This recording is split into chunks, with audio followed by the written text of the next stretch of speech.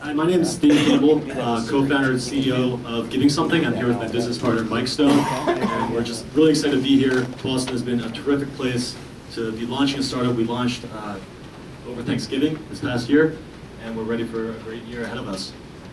So GivingSomeThing.com is a website that enables donors to send real goods to their favorite nonprofits. While we are Boston-based, our story doesn't start here.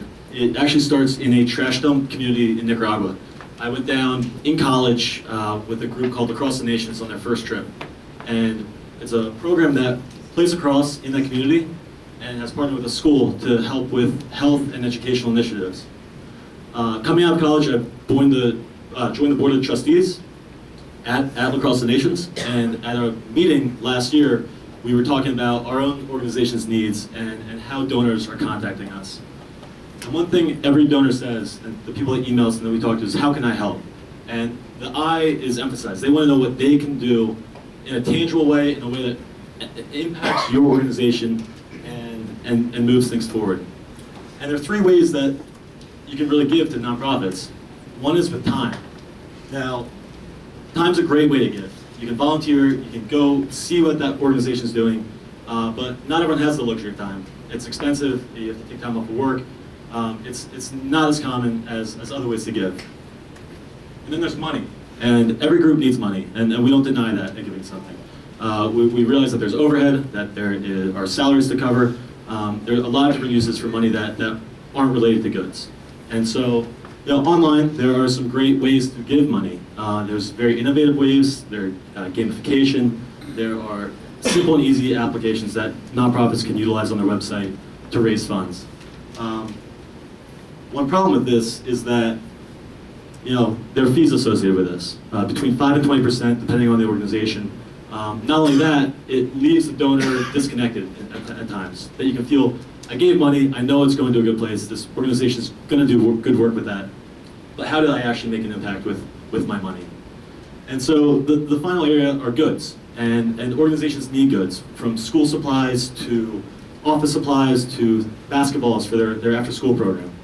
And that's where we come in. So with Across the Nations, we need a net for our goals. We build the goals down there, we get the welders in Nicaragua to build goals, but we need to bring the nets to the United States. So with GivingSomeThing, our site operates kind of like a wedding registry. Nonprofits can build a wish list with the exact goods that they need. They can add balls or nets or envelopes, or we even sent a paddle boat to Camp Sunshine up in Maine. Amazon has the back end of our site, so most everything that's available on Amazon can be added to a wish list, and then a donor can come and select an item and see what that item is, what the price of that item is, and why the organization needs it. They can check out and send that to the organization.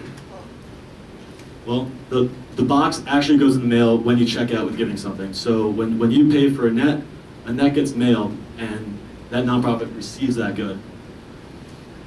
And this is also a great time to do these things on social media. So the most successful groups that we have on board with us have been utilizing social media to thank their donors publicly, to acknowledge them and provide stewardship, and show how these things are impacting their group. All meanwhile, they're promoting their wish list and spreading the word about a great way to support their organization.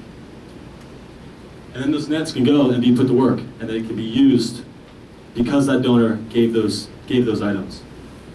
And they make an impact. And we're really excited that we're able to do this at no cost to both the nonprofit and the donor.